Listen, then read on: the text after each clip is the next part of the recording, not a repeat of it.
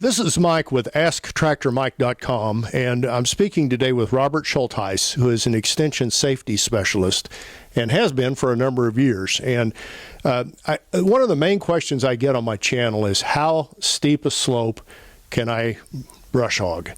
And we're going to talk today a lot about safety and about slope, because a lot of us have slopes and we're scared about turning the tractor over, and it's a real danger. First off, Robert, you grew up in an area and doing stuff on slopes that most of us would never try. Yeah, I grew up in southeastern Washington in the Palouse Hills, where we farmed everything up to about 50% slope. That's about 23, 24 degrees. You had to learn to operate on those hills because it was very productive ground, and that's why you farmed it. But you also had to understand how to operate on the slopes in order to keep the equipment on it. Most of my audience are people that have moved out to the country and bought a few acres, and they're buying their first tractor, and they're scared. But me, as somebody that grew up on a farm, there's a lot of times I'm scared with my hills, because it doesn't take much for a tractor rollover to happen, and it can surprise you. What's your best advice to prevent that? Well, one of the first things is understand your equipment. Be familiar with the safety features on it, and if you get on some of these slopes, slow down, because you can navigate slopes at a slower speed. If you get the tractor to bouncing, it's going to do things that you don't want it to do. Always try and keep the center of gravity low as much as you can. If you've got a front end loader on the tractor, keep the loader low, because that's going to keep the center of gravity closer to the ground and avoid a rollover. If you have equipment behind you, try and keep it on the uphill side. That will give you a little extra weight to carry or transfer to the tractor and help hold it on the hill. And if you're on a really steep slope, if you've just got the tractor out there and maybe a front end loader with a bale stinger or something like that on it, you may want to back up the hill instead of drive up, because you always want to keep the most weight of the tractor on the uphill side. And if on the side hills, you may find that you need to, if it gets really steep, you may need to unlatch the brakes and drive a little bit with the brakes. The steering wheel, you can turn it uphill a little bit. With the brakes, you can actually coax the tractor to stay on a hill that it wouldn't otherwise want to stay there. And part of it is understanding the ballast of the tractor as well. Look at the owner's manual. It's going to tell you where on the front or the back that you can ballast, or even on the sides of the tractor where you can ballast, and how much weight you can either hang on the tractor or maybe put in the tires, something that will help you with the center of gravity and keep it low and prevent wheel hop.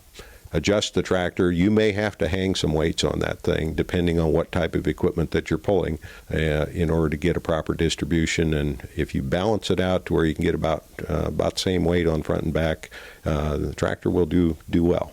Now, you can still, even if you're properly ballasted, if you're on a side hill and one wheel goes down in a hole, and we're in rough country here in the Ozarks, that can be a problem. And there again, that comes back to speed. Okay, if you're going very fast and you drop into a hole where a stump has been taken out or something like that, and you didn't notice that, and you drop that corner, and it's on a downhill side, you can roll a tractor.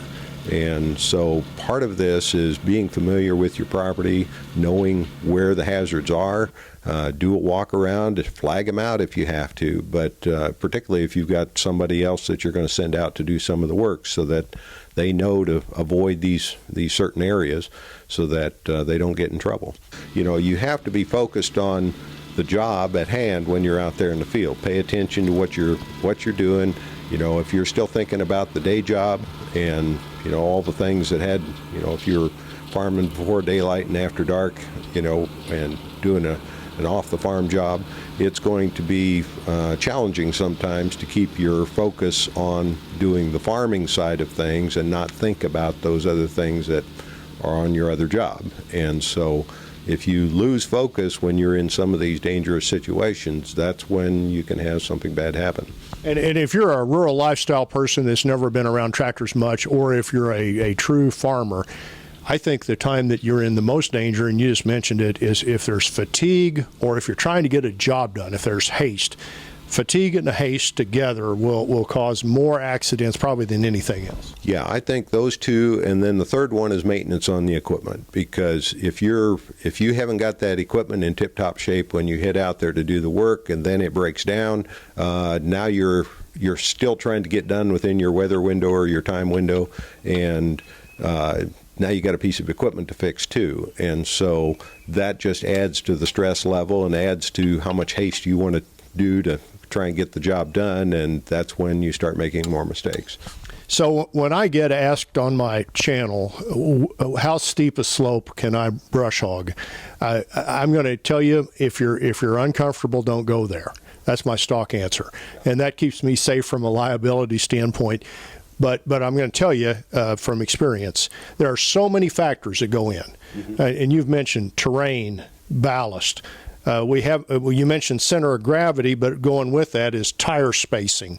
Where the loader is up in the air, all of that stuff. There are so many variables that no one really can tell you on any one given day where you can go and not go. Right, and the weather is going to dictate some of this too. You may have been on a hill that you were on yesterday, and today there's a little bit of dew on the grass. You won't be able to go there because it'll be too steep to get on. There may be some hills that you can work in one direction but not the other. Where I grew up, we had to pay attention to the wind as well, because if we were blowing straw out of a combine in one direction, you don't want to drive on that straw the next round, because it will skate that equipment right off the side of the hill. So we can do the same thing on some hay ground that we have out here. If you drive on some of the hay or some of the straw, it might cause you to slide a little bit too.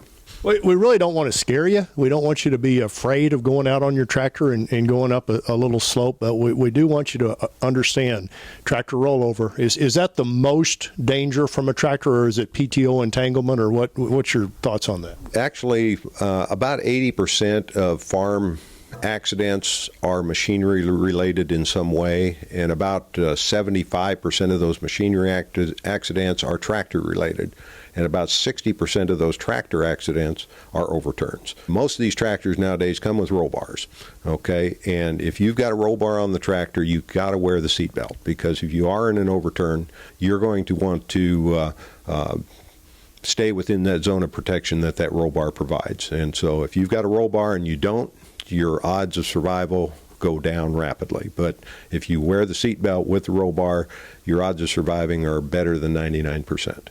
All right, very good.